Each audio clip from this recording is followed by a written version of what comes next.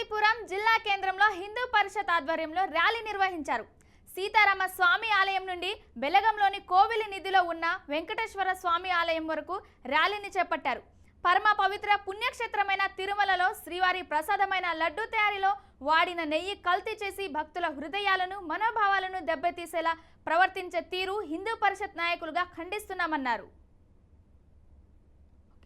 హిందూ బంధువులందరూ కూడా పార్వతీపురం పాత బస్టాండ్ నుంచి బెలగాం శ్రీ వెంకటేశ్వర ఆలయం వరకు కూడా చేపట్టిన శాంతి ప్రచార యాత్రకు యావత్ మంది చాలా సంఘీభావం తెలపడం, ముందు దాన్ని కన్వీన్ చేసినందుకు కూడా హిందూ బంధువులందరికీ కూడా పేరు పేరున ధన్యవాదాలు తెలియజేసుకుంటాం.